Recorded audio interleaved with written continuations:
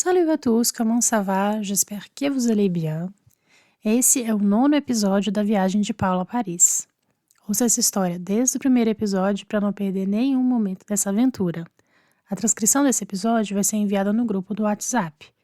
E se você quer aproveitar a viagem da Paula para aprender mais e quem sabe se preparar melhor para sua própria viagem, adquira o Carnet de Voyage de Paula, o material de estudos da temporada. Nele você encontra exercícios, notas culturais e atividades de gramática e vocabulário ligadas aos temas dos episódios. O link para o grupo do WhatsApp e do Carnet de Voyage estão na descrição. Ce matin-là, j'ai quitté Paris pour une escapade de 2 jours à Reims, la capitale du Champagne. Mon train est parti de la gare de l'Est. Le trajet a duré un peu plus d'une heure et demie. Une bonne occasion pour admirer les champs et la campagne française. J'étais impatiente car à Reims, j'allais retrouver Camille, une amie française que j'avais rencontrée 2 ans plus tôt sur un forum d'échange linguistique. À l'époque, elle voulait apprendre le portugais et moi, je cherchais à pratiquer mon français. Peu à peu, nous sommes devenus amis. L'an dernier, elle avait passé 6 mois au Brésil et maintenant, c'était à mon tour de venir découvrir sa ville.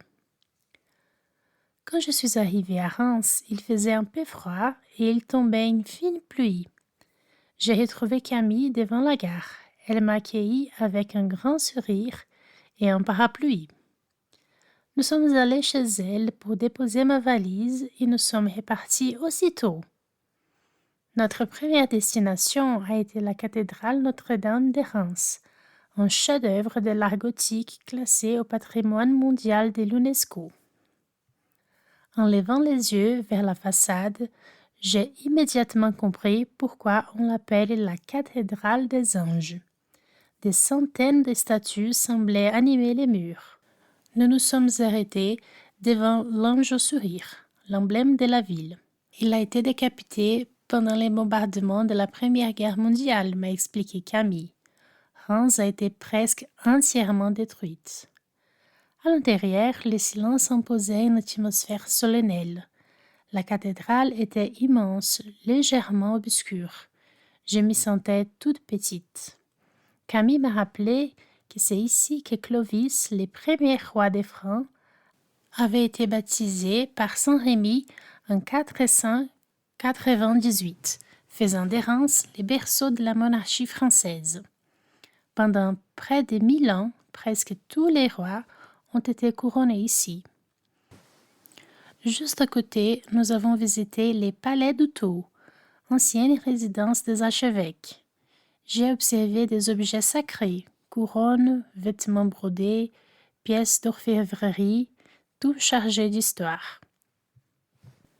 Après cette visite, nous avons déjeuné dans une brasserie près de la place royale.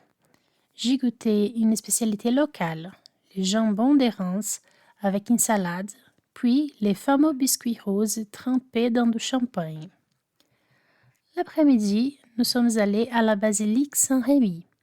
Cette ancienne abbaye bénédictine abrite le tombeau de Saint-Rémy, l'évangéliste des Francs. Un petit musée à l'entrée retraçait l'histoire de la construction de la basilique, un édifice bâti sur plusieurs siècles, agrandi et modifié, mêlant diverses influences architecturales.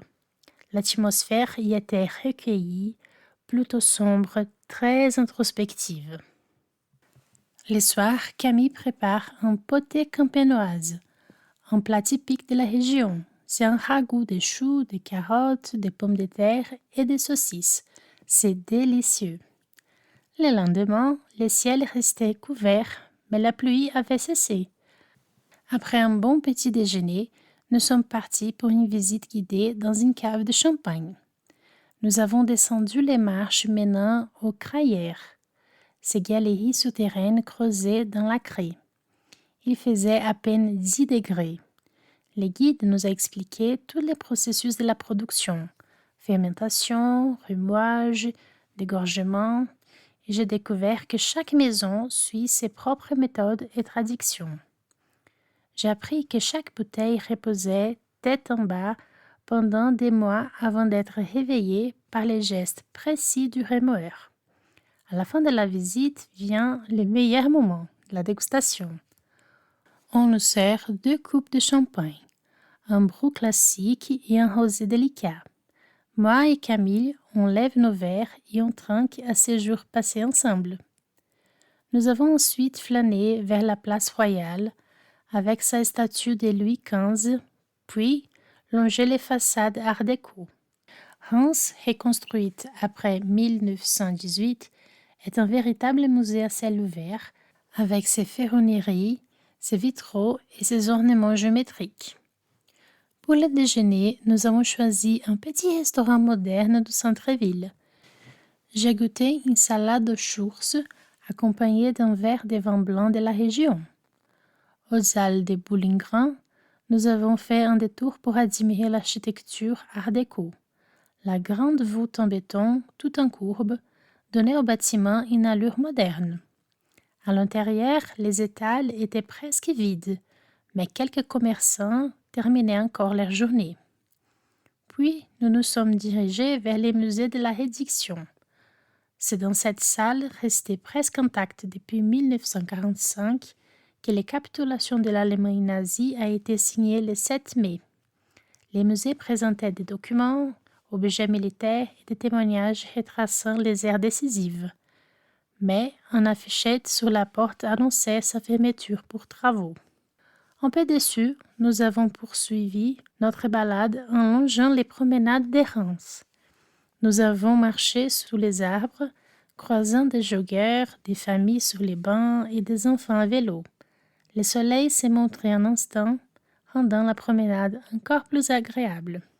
Nous avons terminé la journée sur la place Drouet-des-Lons, vivante et lumineuse, brodée de cafés, de bars et de librairies.